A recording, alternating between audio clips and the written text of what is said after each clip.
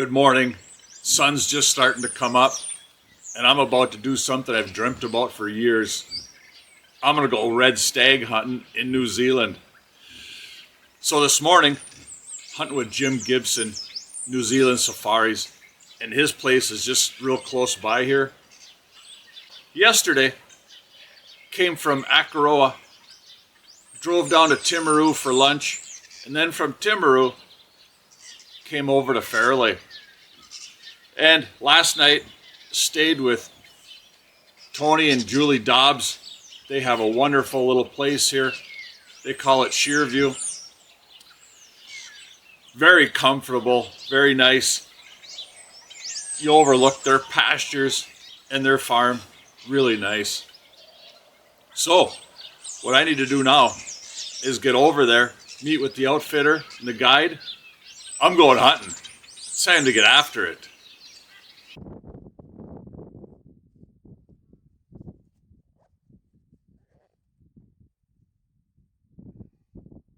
Sitting with the Fox Glacier behind me, sitting in the sunshine here.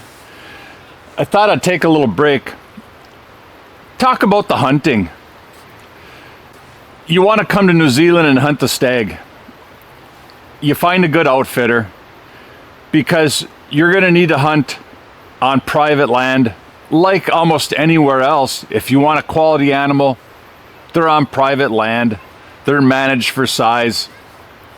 It's the best way to go. The next thing people are going to say is, Dish, you really didn't film your hunting. No, I didn't, because, being by yourself and not having a camera crew, not staging stuff, it was just the way the hunt went. You start off in the morning from Jim Gibson's place. He's got a nice lodge there. Stay right with him. So what we did is we went probably 40-minute by truck to the property that he has the lease on, and it's a huge piece of property, and he's got the next property, so it's just a huge area. So it was cold that morning, the sun was shining, it was pretty windy. He had an idea where the stags were going to be. It's post-rut now, so we took a four-wheeler with a small trailer. We drove that for probably 45 minutes into this area. Again, he figured they would be. We walked and started looking on the hillsides facing the sun, because that's probably where they were going to be bedded with that cool morning, someplace out of the wind. So we checked some ravines, some draws. Didn't see anything. We kept walking. I'm guessing we walked maybe an hour, checking different areas. And then there it was, bedded facing away from me. And the angle was bad because it was straight away. So we came back down a little knoll, went all the way around the other side and came up over the hill. And there he was, still there. And there was a nice rock outcropping, got behind that. And one of the things Jim did in the morning, he said, Dish, can you shoot? I said, yeah. I said, I ran 2 boxes through the rifle right before I came. Pretty confident in my shooting. He said, all right, because normally he wants the people to shoot the gun before they go. But he said, you should be good. Let's go. The gun is a 300 Winchester short mag. Really set up nice. Bipod.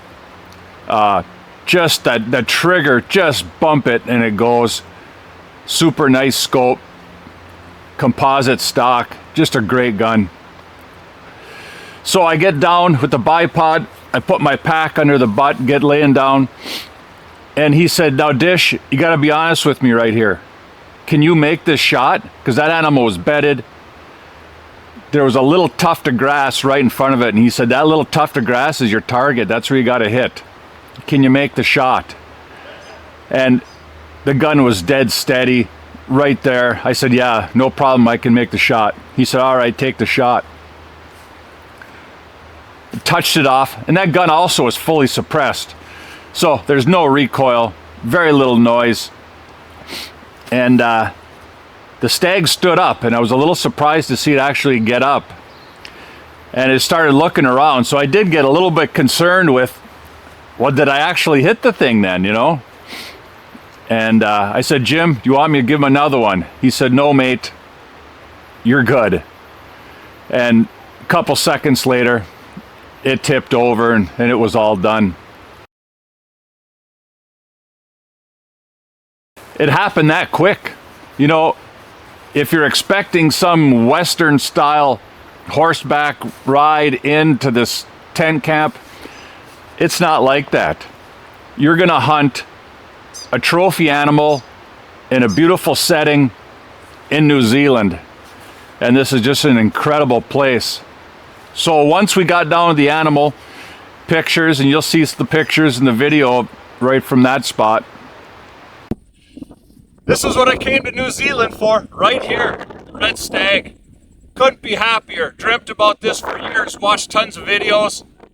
And it finally happened. I made it to New Zealand and I got a stag. And I can't thank Jim Gibson enough. What a great hunt. He put me on him right away. Great place to hunt, and I'm going to put a link to Jim's sites down below. Jim, thank you. Appreciate it. Now we got to get him out of here. And he goes, mate, this is a good one.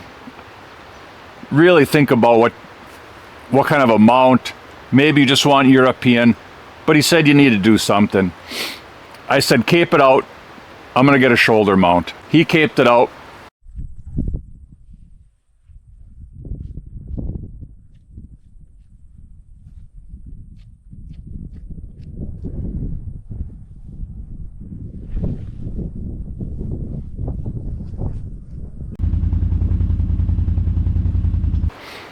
We got the animal then loaded into that little trailer and headed back to where the truck was parked. The whole hunt, yeah, 3-4 hours and it was over.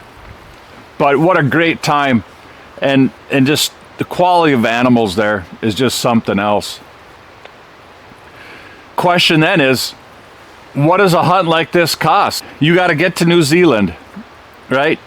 You got to get an outfitter, car rental, overnights, all your food. Jim has a rifle for you to use. You can bring your own if you want, lots of paperwork. I'm gonna get a shoulder mount, and I decided to have that mounted here in New Zealand by people that's what they do, they mount red stags.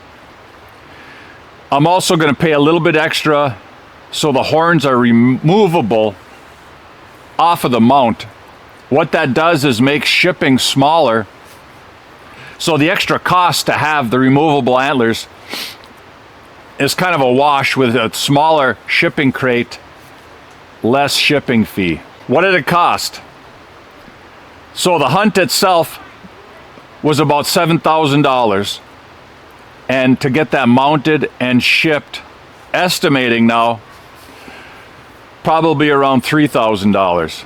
In that stag, I'm gonna end up with about $10,000.